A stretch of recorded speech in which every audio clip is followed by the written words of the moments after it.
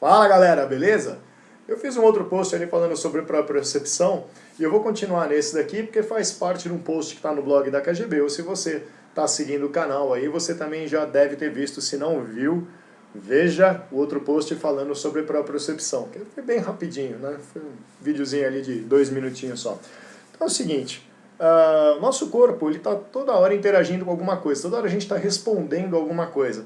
Variação de pressão, de temperatura, tá? Então uma hora você fala, pô, ficou frio, agora tá calor,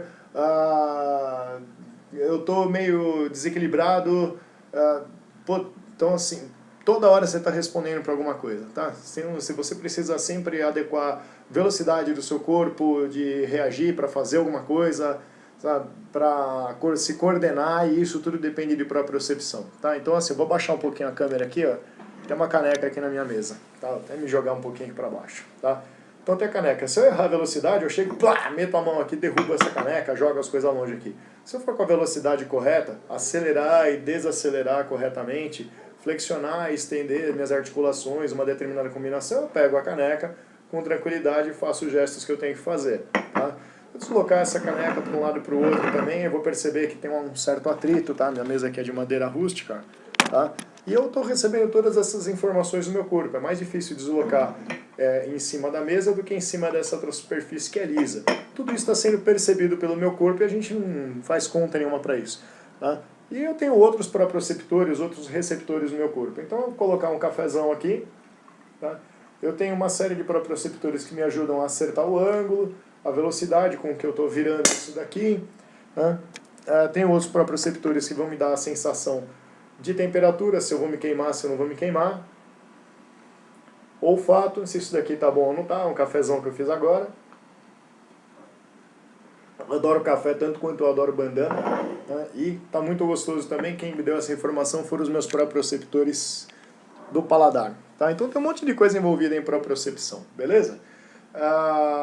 Então é o seguinte, eu tenho, no outro vídeo lá eu comecei a falar para você sobre a propriocepção relacionada à pressão, tá?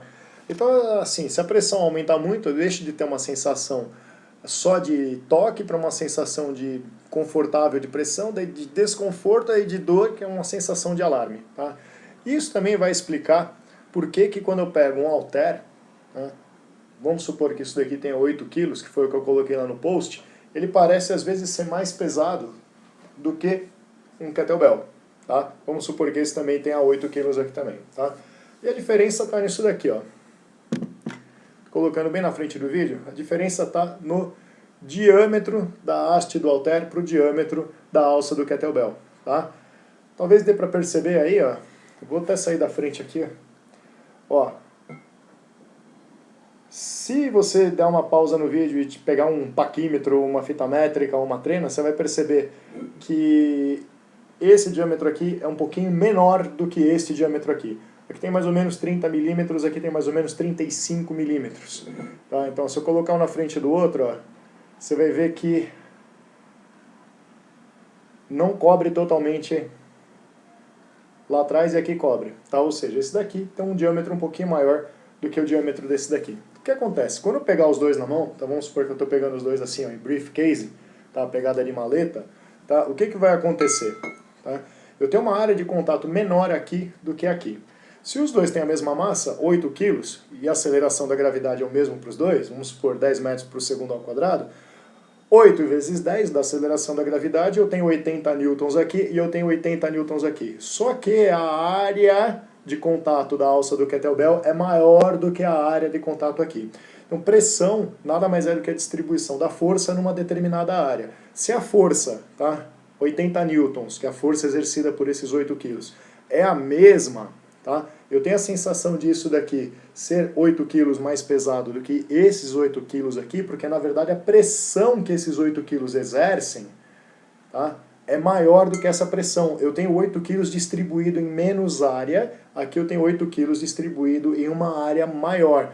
Se eu pegar uma sacolinha de supermercado com 8 quilos, cara, vai ficar aquela alça fininha ali, tá, da sacolinha de supermercado com 8 quilos. Imagina uma porrada de mexerica lá dentro com um saco de arroz, um saco de feijão, tá, você carregando aquele troço todo, parece que vai cortar pelos dedos fora. Então são os mesmos 8 quilos.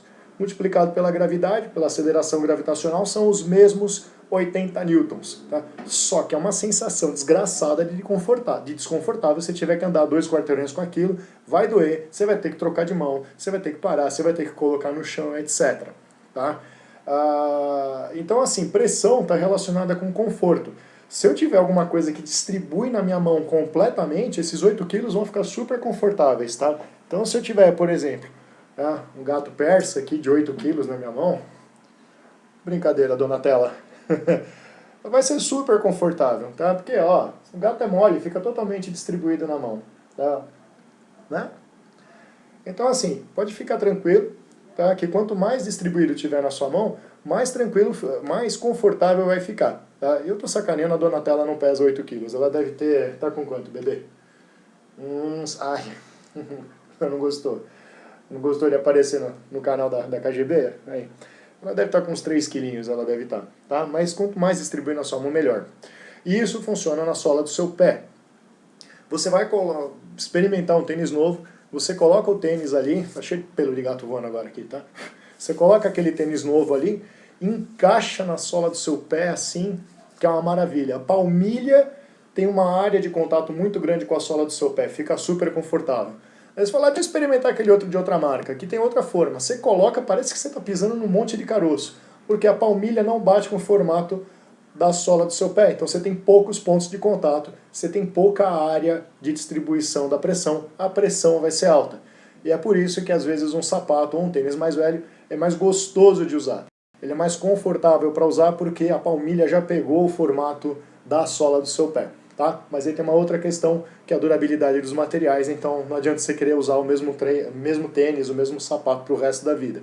Para corredores tem uma recomendação do fabricante aí de trocar o tênis a cada 600 quilômetros de rodagem ou a cada 6 meses, porque os materiais lá se deterioram, ao contrário dos nossos que se regeneram. Valeu? Então, área de contato menor, maior pressão, maior desconforto. Área de contato maior, menor pressão, mais conforto. Por isso que um halter parece ser mais pesado que um kettlebell da mesma massa, do mesmo peso. Valeu? KGB é top. KGB, tudo de bom pra você. Seja foda, segue nós, leia nossos posts aí, acompanha a gente no Sportflix, em todos os nossos canais. A gente está sempre à disposição aqui para te entregar o melhor. Valeu? Grande abraço.